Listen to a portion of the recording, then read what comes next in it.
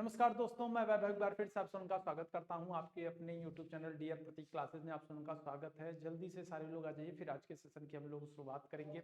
और कल जो ज्योग्राफी की क्लास हुई थी उसमें हम लोगों ने गंगा नदी तंत्र की बात की थी और उसी के आगे आज की क्लास को हम लोग कंटिन्यू करने वाले हैं। ठीक है, तो कल हम लोगों ने जो बात की थी कि गंगा नदी क्या करती है, गंगा नदी जो है ये पहुंच जाती है कहां पर, पश्चिम बंगाल में पहुंच जाती है। और पश्चिम बंगाल में पहुंचने के बाद गंगा नदी दो भागों में बंट जाती है।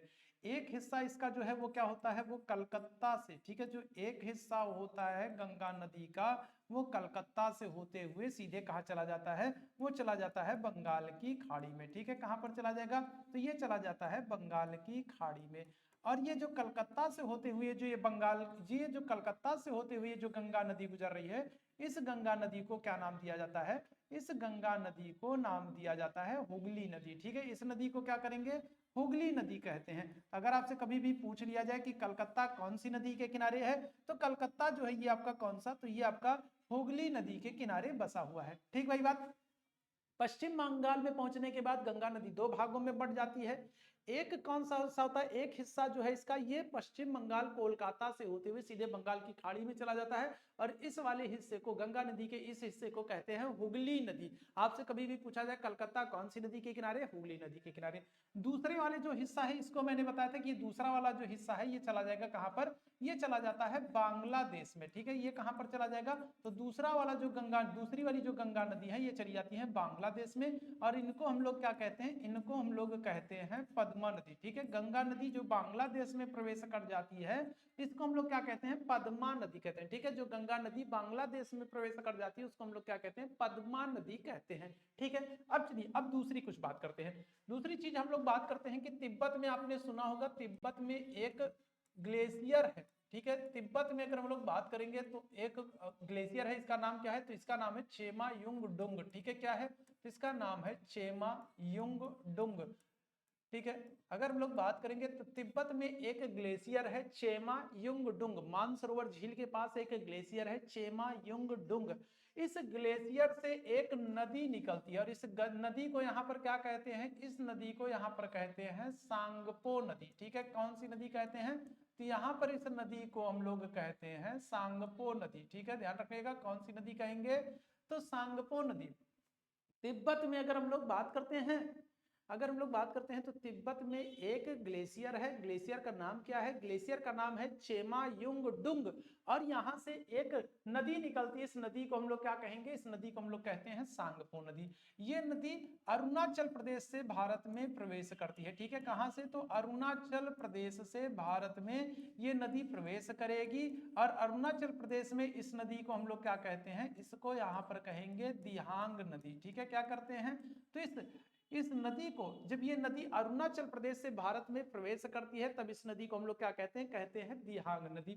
यही नदी जब क्या करेगी, ये नदी जब असम में पहुंचेगी, ठीक है, कहां पर, असम में पहुंचती है, तब असम में इस नदी को हम लोग क्या नाम देते हैं, असम में इस नदी को नाम देते हैं ब्रह्मपुत्र नदी। ठीक है, कौन सी नदी, तो असम में इस नदी को हम लोग नाम देते हैं ब्रह्मपुत्र नदी नाम देते हैं। आगे अगर हम लोग बात करेंगे असम से, असम के बाद ये नदी क्या हो जाएगी, ये नदी पहुंच जाएगी बांग्लादेश में। और इधर ये आपकी गंगा नदी वाली जो क्षेत्र है, तो ये गंगा नदी भी जो जिसको हम लोग पद्मा कह रहे हैं ये भी बांग्लादेश में पहुंच जाती है। जब ये ब्रह्मपुत्र नदी बांग्लादेश में पहुंचती है तो बांग्लादेश में इस नदी को क्या कहते हैं, बांग्लादेश में ब्रह्मपुत्र नदी को जो है जमुना कहते हैं। ठीक है, क्या करते हैं, तो जमुना कहते हैं। बांग्लादेश में ब्रह्मपुत्र नदी को हम लोग क्या कहते हैं, बांग्लादेश में ब्रह्मपुत्र नदी को क्या कहते हैं, तो बांग्लादेश में ब्रह्मपुत्र नदी को जमुना कहते हैं। अब क्या होगा, अब ये दोनों नदियां आकर के बांग्लादेश में ये पद्मा और जमुना दोनों मिल जाती हैं और ये जो श्रृंखला होगी ये आपकी क्या होगी, तो ये आपकी हो जाती है कौन सी, तो ये हो जाती है पद्मा नदी। ठीक है, पद्मा और जमुना दोनों मिलकर के कौन सी नदी हो जाती है, पद्मा और जमुना दोनों मिलकर के हो जाती हैं पद्मा नदी। ठीक है, कौन सी नदी हो जाएंगी, पद्मा नदी हो जाएंगी। और इस पद्मा नदी में एक लास्ट में नदी आकर के मिलती है कौन सी, तो ये है मेघना नदी। ठीक है, पद्मा नदी में एक लास्ट में आपकी नदी आकर के मिलती है कौन सी, तो ये है मेघना नदी। और ये मेघना नदी ही जाकर के क्या होगा, बंगाल की खाड़ी में गिर जाएगी। ठीक है, ये क्या हो जाएगा, तो ये मेघना नदी ही बंगाल की खाड़ी में जाकर के गिर जाएगी। तो कल वाली क्लास में हम लोगों ने गंगा नदी तंत्र की बात की थी और आज हम लोगों ने क्या किया, गंगा नदी तंत्र और ब्रह्मपुत्र नदी तंत्र को कंप्लीट किया है। यहाँ तक आप लोगों को सारी बात समझ में आ गई। अगर पिछली वाली क्लास नहीं देखा तो उसको एक बार जरूर देख लीजिएगा। अगर उस वाली क्लास को आप अच्छे से देख लेते हैं तो आज वाली क्लास आपको अच्छे से समझ में आ जाएगी। अब हम लोग आगे बढ़ते हैं। आगे हम लोग बात करते हैं, हम लोग किसकी बात कर रहे थे, तो हम लोग बात कर रहे थे गंगा नदी तंत्र। ठीक है, कौन सी नदी तंत्र की, तो गंगा नदी तंत्र, गंगा नदी तंत्र और किसकी, और ब्रह्मपुत्र नदी तंत्र की बात कर रहे थे। ठीक है, गंगा नदी तंत्र और ब्रह्मपुत्र नदी तंत्र की बात कर रहे थे। ठीक है, ब्रह्मपुत्र नदी तंत्र की बात कर रहे थे, गंगा नदी तंत्र और ब्रह्मपुत्र नदी तंत्र की हम लोग बात कर रहे थे। जो ये गंगा नदी तंत्र और ब्रह्मपुत्र नदी तंत्र है, ये क्या करता है, तो ये उत्तर भारत के मैदान में कहां कहां पर, तो उत्तर प्रदेश, उत्तर प्रदेश, इसके अलावा अगर हम लोग बात करें बिहार, बिहार, झारखंड, पश्चिम बंगाल, पश्चिम बंगाल, अरुणाचल प्रदेश, अरुणाचल प्रदेश और असम में, इन सब जगहों पर क्या करते हैं, इन सब जगहों पर मैदानों का निर्माण करते हैं। ठीक है, क्या करते हैं, इन सब जगहों पर क्या करते हैं, तो इन सब जगहों पर मैदानों का निर्माण करते हैं। ठीक है, असम, अरुणाचल प्रदेश, इसके अलावा उत्तर प्रदेश, बिहार, झारखंड। ठीक है, तो ये सारे जो राज्य हैं यहाँ पर क्या होगा, यहाँ पर ये मैदानों का निर्माण करती है गंगा नदी तंत्र और ब्रह्मपुत्र नदी तंत्र। चलिए अब आगे कुछ और चीजों की बात करते हैं। जो ये नदियां हैं, जो ये पहाड़ों से जो नदियां हैं, तो जब ये पहाड़ों से उतरती हैं तो इनका ढाल क्या होता है, इनका ढाल एकदम खड़ा होता है। ठीक है, इस तरीके से इनका ढाल क्या होता है, इस तरीके से इनका ढाल एकदम खड़ा होता है। जब इनका ढाल एकदम खड़ा होता है तो क्या होगा, तो ये अपने साथ बहुत सारी जो पहाड़ी क्षेत्र से अगर हम लोग बात करेंगे तो बहुत सारी जो मिट्टी है, खनिज संपदा है, ठीक है, जो भी बहुत सारी चीजें हैं उनको क्या करती हुई ये बहाते हुए नीचे की तरफ लेकर के आती, क्योंकि ढाल खड़ा है तो नदियों का जल, नदियों का जो वेग है वो काफी तेज है। और जब काफी तेज है नदियों का जल, नदियों का वेग जो है, नदियों के जल का जो वेग है काफी तेज है, तो ये अपने साथ जो भी चीजें होती है सबको बहाती हुई लेकर के चली आती हैं। लेकिन जैसे जैसे ये नदी क्या होती है, जैसे जैसे ये नदी मैदानी इलाके में पहुंचना शुरू करती है तो इनका ढाल क्या होता है, इनका ढाल कम होता जाता है। ठीक है, क्या होता है, इनका ढाल जो है वो कम होता जाता है। तो जब ये मैदानी इलाकों में पहुंचती हैं तब इनका ढाल क्या होगा, कम होगा। और जब ढाल कम होगा तो नदियों के जल का वेग जो का होगा, जो नदियों के जल की जो गति होगी, जो स्पीड होगी, वो भी क्या होगी, धीमी होगी। और जब धीमी होगी तब ये अपने साथ जो चीजों को खींच करके लेकर के आ रही हैं वो आगे बहाकर नहीं ले जा पाएंगी। तब जब ये मैदानी इलाके में पहुंचेंगी तो ये क्या करेंगी, तो जो नदियां जो है, नदियां जब मैदानी इलाके में पहुंचेंगी तो जिनके साथ जो खनिज संपदा है, संसाधन है, वो जो बालू है, मिट्टी है, कंकड़ है, पत्थर है, जो भी अवसाद है उसको मैदानी इलाकों में बिछाने का काम शुरू कर देती हैं। तो उत्तर भारत का जो मैदान का निर्माण होता है वो इन्हीं नदियों के आधार पर होता है। ये नदियां जो मिट्टी को बिछाती हैं, जो अवसाद बिछाती हैं, जो ये नदियां जो पहाड़ी क्षेत्रों से जो मिट्टी कंकड़ पत्थर है ना, खनिज तत्व और बाकी चीजों को जो बहा करके लेकर के आती है, जो अवसाद बहा करके लेकर के आती है, इस अवसाद को हम लोग दो भागों में बांट देते हैं। ठीक है, क्या कर देते हैं, जो अवसाद बहा करके लेकर के आती हैं उसको हम लोग क्या करते हैं, दो भागों में बांट देते हैं। एक आपका कहलाता है क्या, एक आपका कहलाता है खादर और दूसरा क्या कहलाता है, दूसरा कहलाता है बांगर। खादर मिट्टी की अगर हम लोग बात करेंगे तो खादर मिट्टी क्या होती है, ये नई मिट्टी होती है। ठीक है, क्या होती है, ये नई मिट्टी होती है।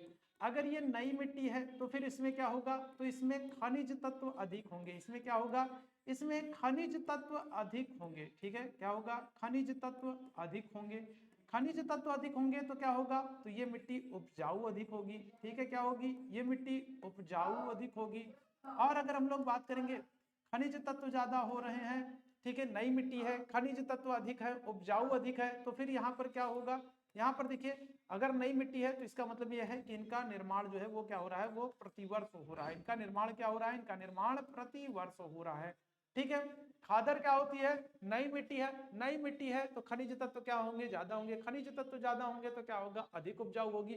और नई मिट्टी कहा जा रहा है, इसका मतलब क्या है कि मतलब इसका बार बार निर्माण होता रह रहा है, हर साल इसका निर्माण होता है। इसके ठीक अपोजिट अगर हम लोग बात करेंगे किसकी, बांगर की। बांगर मिट्टी क्या है, तो ये पुरानी मिट्टी है। ठीक है, क्या है, ये पुरानी मिट्टी है। बांगर जो है ये क्या है, तो ये पुरानी मिट्टी है। इसके अलावा अगर हम लोग बांगर की बात करते हैं, इसके अलावा अगर हम लोग बात करते हैं बांगर की, बांगर क्या है, पुरानी मिट्टी है। और क्या हो जाएगा भाई, पुरानी मिट्टी है तो यहाँ पर खनिज तत्व क्या हो जाएंगे, खनिज तत्व कम हो जाएंगे। ठीक है, क्या होंगे, खनिज तत्व कम हो जाएंगे भाई। जैसे जैसे देखो, जैसे जैसे क्या होगा, मिट्टी पुरानी होती जाएगी, हम लोग उसका इस्तेमाल करते हैं, मिट्टी का इस्तेमाल करते हैं खेती करने में, पेड़ लगाने में, दुनिया भर की चीजों में हम लोग मिट्टी का इस्तेमाल करते हैं। तो जैसे जैसे मिट्टी पुरानी होती जाएगी भाई, उसकी उर्वरता क्या होगी, कम होती जाएगी। क्यों कम होगी, क्योंकि उसमें खनिज तत्व क्या हो रहा है, लगातार खनिज तत्वों का इस्तेमाल हो रहा है। तो फिर उनमें जो खनिज तत्व हैं, जो पोषक तत्व हैं, उनकी क्या होगी, उनकी कमी होती जाएगी भाई। ठीक है, तो और ध्यान रखिएगा, और क्या होगा, खनिज तत्व कम होंगे। जब खनिज तत्व कम होंगे तो जो इनकी उपजाऊपन है वो क्या हो जाएगा, उपजाऊ कम हो जाएगी भाई। ठीक है, खनिज तत्व कम होंगे तो उपजाऊ भी कम होगी। और पुरानी कहा जा रहा है, पुरानी का मतलब ये है कि इनका प्रतिवर्ष निर्माण नहीं होता है। ठीक है, क्या होता है, प्रति वर्ष निर्माण नहीं होता है। तो ये एक चीज ध्यान रखिएगा, प्रतिवर्ष निर्माण नहीं होता है, प्रतिवर्ष निर्माण नहीं होता है। एक बात ये ध्यान रखिएगा, ये होगी आपकी, हम लोगों ने क्या किया, जो नदियां अपने साथ मिट्टी कंकड़ पत्थर जो अवसाद बहा करके लेकर के आते हैं, उसको हम लोगों ने दो भागों में बांट दिया। एक क्या है, एक खादर है, और दूसरा आपका क्या है, दूसरा आपका बांगर है। खादर आपकी क्या होती है, नई मिट्टी होती है, और बांगर की बात करेंगे, बांगर क्या होती है, आपकी पुरानी मिट्टी हो जाती है। क्लियर भाई बात इतनी। चलो आगे हम बात करते हैं। नदियां जब अपने साथ आती हैं, तो नदियां जब खड़ी, जब इस तरीके से अगर हम लोग बात करेंगे, अगर हम लोग बात करेंगे, नदियां जब ऊपर की तरफ से उतरती हैं तो इनका ढाल क्या है, इनका ढाल एकदम खड़ा है, तो क्या होता है भाई, नदियों का जल एकदम तेज होता है।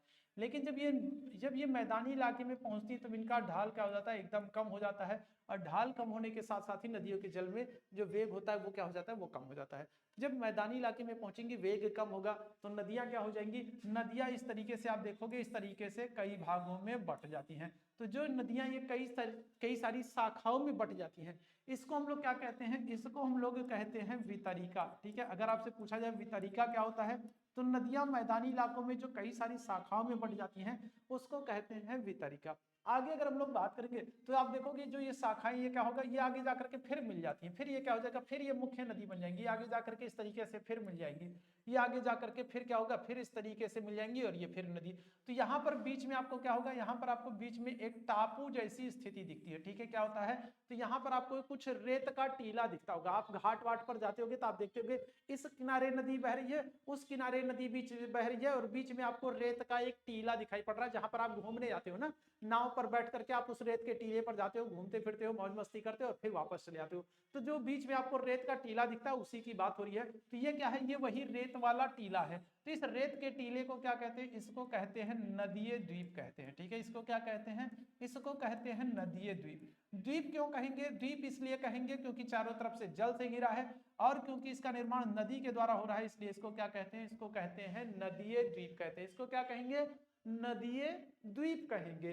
अब यहाँ पर प्रश्न क्या बनता है, एक प्रश्न बनता है जो कि बहुत पूछा जा रहा है कि विश्व का सबसे बड़ा नदीय द्वीप कौन सा है। ठीक है, विश्व का सबसे बड़ा नदीय द्वीप कौन सा है। ठीक है, विश्व का सबसे बड़ा नदीय द्वीप कौन सा है। ठीक है, विश्व का सबसे बड़ा नदीय द्वीप कौन सा है, तब आप आंसर क्या करोगे, तब आप आंसर करोगे माजुली द्वीप। ठीक है, कौन सा, विश्व का सबसे बड़ा नदीय द्वीप कौन सा है, तो ये है माजुली द्वीप। ठीक है, विश्व का सबसे बड़ा नदीय द्वीप कौन सा है, तो विश्व का सबसे बड़ा नदीय द्वीप है माजुली द्वीप है। और इस माजुली द्वीप का निर्माण कौन सी नदी करती है, तो ये करती है ब्रह्मपुत्र नदी। ठीक है, कौन सी, तो ये करती है ब्रह्मपुत्र नदी। ठीक है, ब्रह्मपुत्र नदी करती है, और किस राज्य में करती है, तो ये असम में करती है।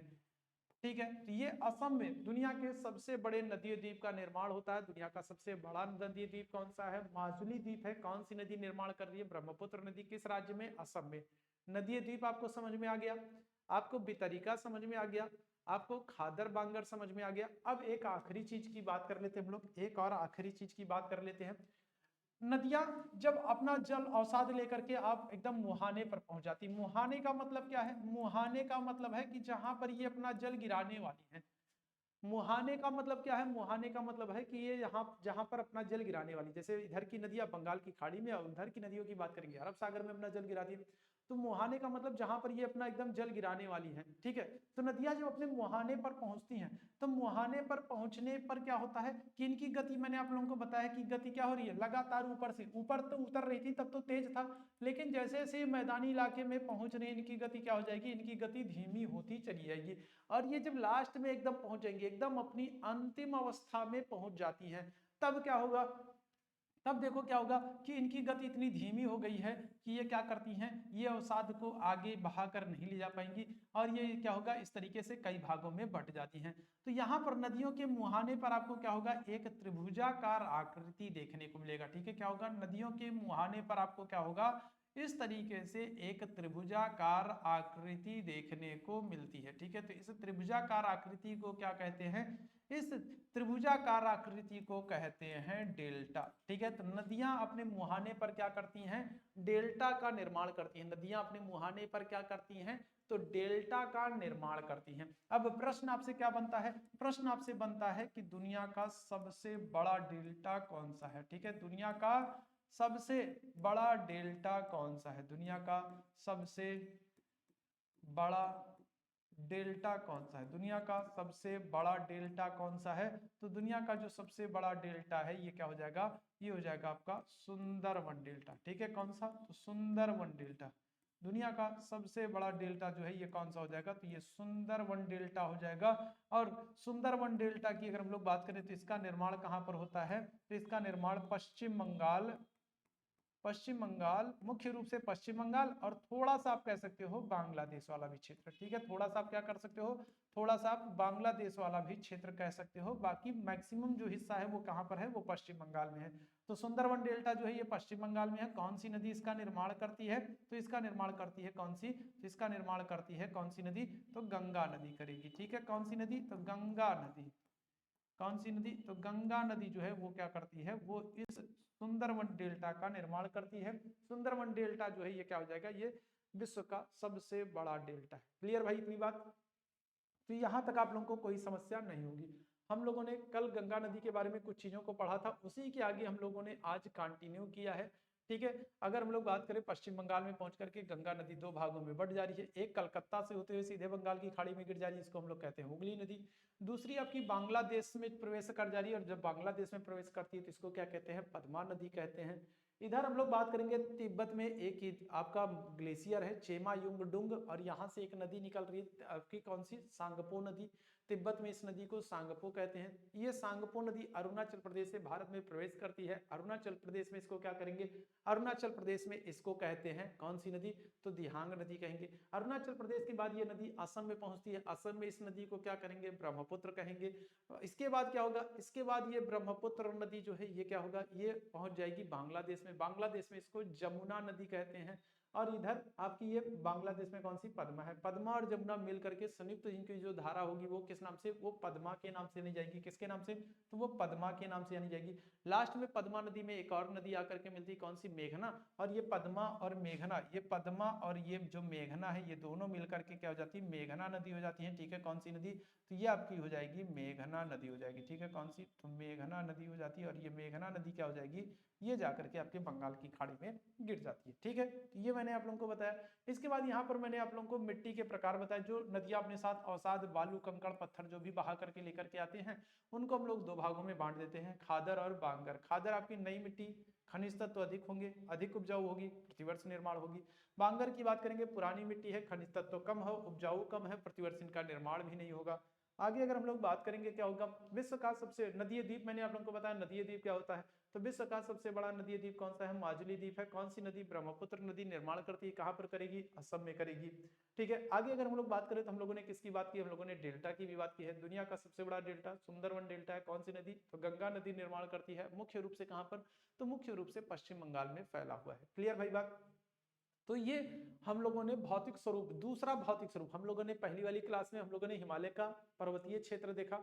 दूसरे भाग में हम लोगों ने उत्तर भारत के मैदान की बात की, सिंधु नदी तंत्र, गंगा नदी तंत्र और ब्रह्मपुत्र नदी तंत्र की बात की। अब जो अगली वाली जो हम लोगों की क्लास होगी, जो कल हम लोगों की क्लास होगी, कल वाली क्लास में हम लोग क्या करेंगे, तो कल वाली क्लास में हम भारत के जो पठारी क्षेत्र है, ठीक है, दक्षिण भारत के जो पठार है, दक्षिण भारत के जो पठार है, दक्षिण भारत के पठार, ठीक है, या फिर हम लोग कहें प्रायद्वीपीय जो पठार है, तो इन प्रायद्वीपीय पठार की चर्चा करेंगे। ठीक है, अगली वाली जो क्लास हमारी होगी वहां पर हम लोग क्या करेंगे, तो वहां पर हम लोग दक्षिण भारत के पठार या फिर प्रायद्वीपीय पठार की चर्चा करते हैं। ठीक है, तो अभी के लिए बस इतना ही करूंगा। थैंक यू सो मच आप सभी को मेरे साथ जुड़ने के लिए, और सभी लोग जाने से पहले सेशन को एक बार जरूर से जरूर लाइक कर दीजिए, सेशन को एक बार आप सभी लोग शेयर कर दीजिए। अभी के लिए बस इतना ही करूंगा। थैंक यू सो मच आप सभी को मेरे साथ जुड़ने के लिए। Thank you so much.